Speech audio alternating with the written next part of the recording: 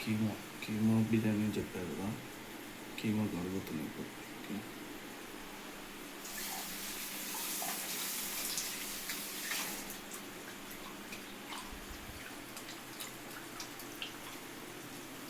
చాలా danger chemo, చాలా danger. అట్లానా? డేంజర్ అంటే అర్థం కాలేదు. ఎంత నాకు ఒక విషయం అర్థం కాదు.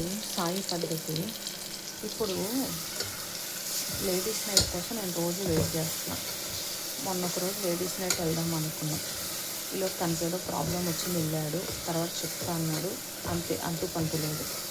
తర్వాత అయిపోయింది కదా, అయిపోయిన తర్వాత నిన్న హనుమాన్ జయంతి లేదు, నిన్న కూడా ఒక ఫోన్ మెసేజ్ లేదు, నేనే చేశాను.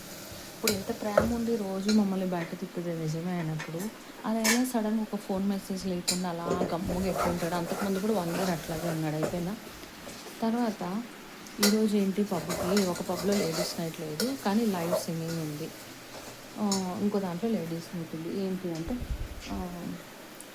లేడీస్ నైట్ లేదు అంటే 4 o'clock చెప్తా అన్నాడు.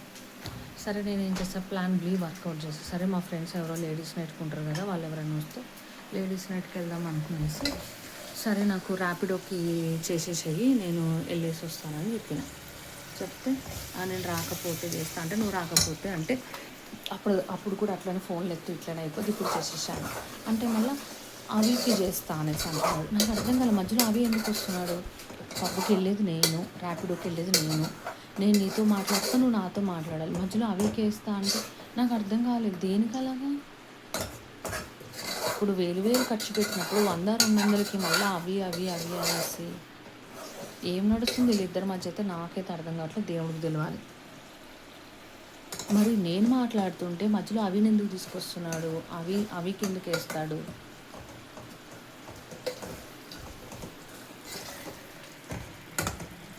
ఈయన నా మీద పడిపోతాడు. ఇప్పుడు వీళ్ళు వందలు వేలు లక్షలు ఖర్చు పెట్టుకున్నా పర్లా, నా దగ్గర 100 అంటేసరికి నా దగ్గరికే వస్తాయి అన్ని మాయరోగాలందరికీ. అనుకుంటాడు అవి దేనికి ఇచ్చానురా, దేనికి ఫోన్ అనేసి. మనిషి మీద ఉన్న గౌరవం కూడా పోతుంది నాకు సాయి మీదకి. ఇప్పుడు మేమిద్దరం మాట్లాడుకుంటున్నాము, మొన్న అలాగే ఒకరోజు అలాగే ఒక విషయం గురించి కూడా అలాగే అన్నాడు, కోపం వచ్చింది నాకు. ఏందో అసలు అర్థం లేకుండా మాట్లాడతాడు. ఇప్పుడు నేను మాట్లాడతాను, నేను వెళ్తున్న పబ్కి, నాకేమన్నప్పుడు నాకు నేను కదా వెళ్ళేది, మధ్యలో అవికి వేస్తా, అవికేం సంబంధం, అవిని ఎందుకు మధ్యలోకి? అర్థం కాదు. అంటే ఏదో జరుగుతుంది వెనక తెలిసిన రోజున ఇద్దరు సంగతి చెప్తాను. మరి ఏం లేనప్పుడు నాతో మాట్లాడినప్పుడు మధ్యలో అవి ఎందుకు వస్తాడు?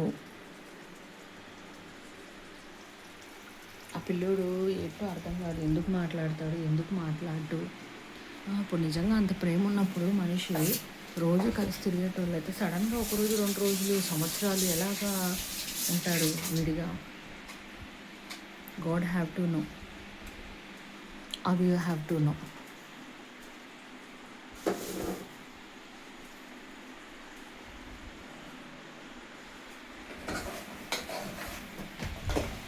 అంతే, ఇంకా అది జరగదు. అది 100 రోజులైనా జరగదు. ఇంకా అది మెసేజ్కి రిప్లై ఉండదు.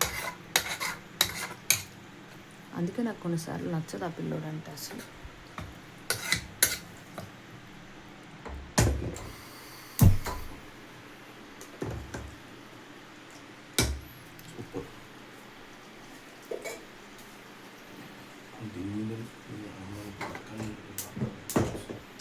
ఏమైంది?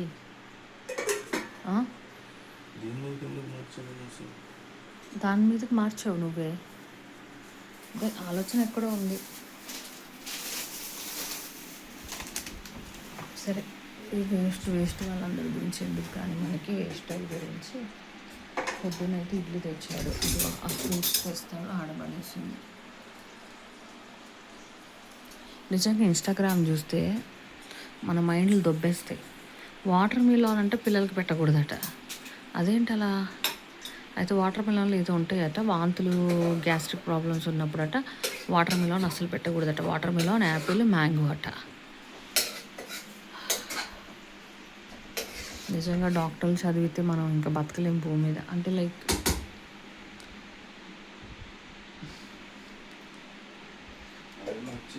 దీనికి పొరసలు పెట్టుకున్నాం ఏంటంటే మీ దాంట్లో పెట్టుకోలేదు తీసుకొని పెట్టండి. మీ ఇద్దరు చేసే వాటి గురించి మీకు ఈ దాంట్లో చెప్పాలి కదా. గొడవ కావాలా నీకు కూడా స్టార్ట్ చేయనా నేను? ఇద్దరు అంటే ఎవరైనా సరే గురించి నెక్స్ట్ టైం మాట్లాడినప్పుడు అడుగు, ఎందుకు ఇలాగా మధ్యలో అవినాష్ ఎందుకు తీసుకొస్తున్నాడు అడుగు. మరి స్టార్ట్ చేసినానంటే రోడ్డు మీద పడతామని చెప్తున్నా. నా దాని మీద ఉన్నప్పుడు నన్ను తెచ్చకపోతాను. ఆల్రెడీ రోడ్డు మీద పడ్డాను కాబట్టి స్టార్ట్ చేసావేమో అని డౌట్ వచ్చింది నాకు.